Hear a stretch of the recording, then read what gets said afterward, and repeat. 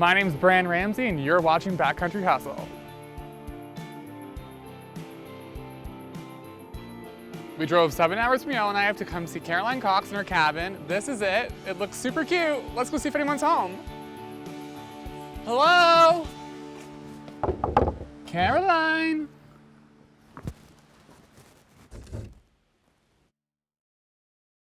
We've come a long way to get to this really remote cabin with no cell service, no running water, and no electricity. I'm really curious to see what it takes to live out here and to meet Caroline.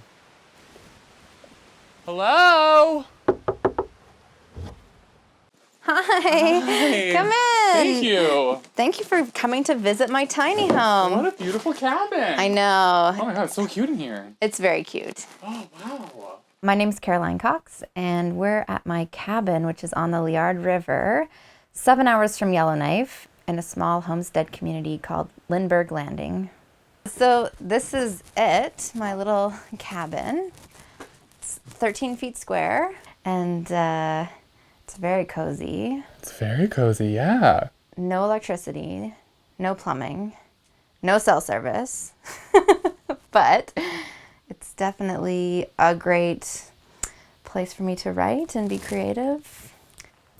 So I'm literally like 20 feet from the bank of the Liard River, and it's just so beautiful. And I really love waking up in the morning, just being immersed in nature. It's quite quiet. I can just make coffee and sit by the river. I don't know, I feel very lucky to have that access to nature. I know not everybody in the world does. And it's very grounding, and it gives me a lot of time to think and like recharge me for when I go back out into the world.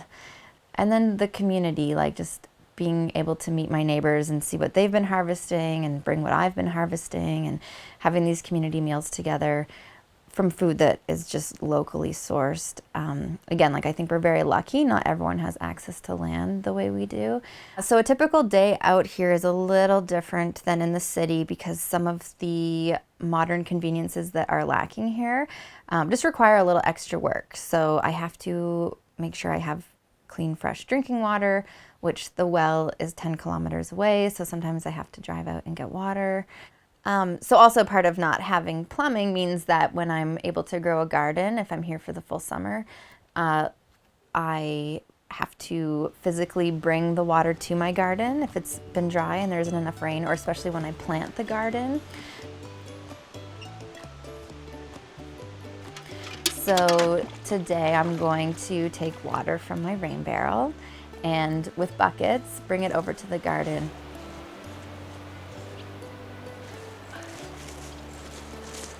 And it's very buggy. It's a little bit insane, like it is driving me insane, the amount of bugs that are out here this summer. But I need to get these little seedlings watered, so it's a bit more work than if I just turned on a hose. But it'll be worth it in the fall when I have some nice fresh food from my garden.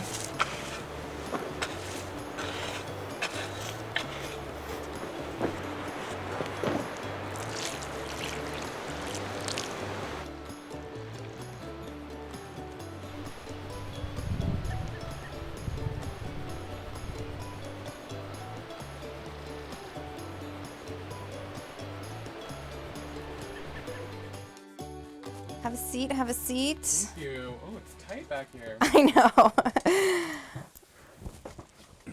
Yeah, this cabin was actually built by an old timer, I guess you could say. He's in his 80s now. Oh, wow. But the cabin was built about 40 years ago. Wow. The same age as me. Birthday gift to you. I know, exactly. It's almost your birthright to have Almost. purchased and have lived in this little cabin. Your bed's on an old hospital frame. Mm-hmm. And in the last couple of years, I upgraded from a single mattress to a double. So it's a double mattress on a single frame. And I like under the loft, I can hang a bug net if I need to, so that I don't get eaten alive, because it can be very buggy here in the summer. And also in the winter, if there's mice in the cabin. I just like having that bug net psychologically as like just so I know nothing's gonna crawl on me at night. So And yeah, let's see. So there's the bedroom, the living room, the office, and then the kitchen where I have a camp stove. And yeah, so mostly cook with stovetop. I try to cook on the wood stove. It doesn't get really hot on the top. So maybe at best like a long simmering soup. Yeah. But it is a great little stove for such a small cabin. And if I pack it right, I can get about 8 hours in the winter on a good night. But usually I have to get up in the middle of the night to stoke the fire. Oh. But it's really great for just like a getaway in the woods. That really is my own little place. That's quite affordable and compact and quaint. Feminine. I like to have a little bit of femininity to it. It's not it's a little rough and tumble out here. So I like when my cabin is just like a little bit serene. Light my candles at night, have my little fairy lights, and then I go out in the day and cut wood and haul water and play in the mud. So I've been living out here for about 10 years, and I'm currently 39. And when I first moved out here, I was a touring musician, but now I actually am a filmmaker. So my job requires me to travel quite a bit. So this is sort of like my home base when I'm not out on the road. The other day, a giant tree fell, but 10, 15 feet from my cabin. As crazy as it is that this giant tree fell about 20 feet from my cabin, it's actually kind of good in a way because I'm running really low on firewood. So today I'm cutting all the branches off the tree with an axe and preparing it to get bucked up. This wood will come in really handy in the winter when it's starting to get cold and I'm waking up at 3 in the morning and it's minus 20 out. It'd be nice to have some wood. My safety goggles are fogging up. All right, now I just gotta wait for the chainsaw to show up. Bucking up a log is just a term for using a chainsaw to cut the big tree into smaller pieces that are short enough that they'll fit into the wood stove.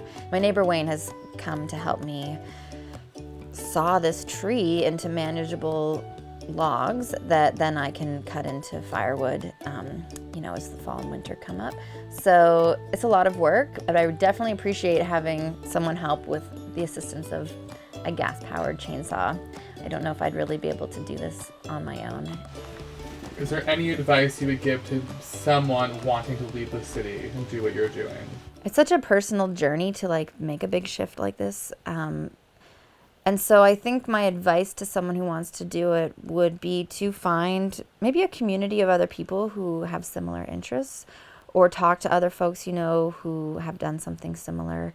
But to really just find the courage to break out of the mold, because I think it can be very intimidating, and I think society is set up in a way where they actually kind of frown upon people living alternative lifestyles and having alternative income sources. But probably at the end of the day, you more than likely will be happier. So yeah, you will figure it out, and you'll find your groove, and you'll find where it is that you're supposed to be. But the biggest thing is just taking that first step. So summoning that courage and going for it. Caroline was right. We're pretty remote out here, so it's time to put some gas in the car and hit the road. Next stop, Dawson City, Yukon.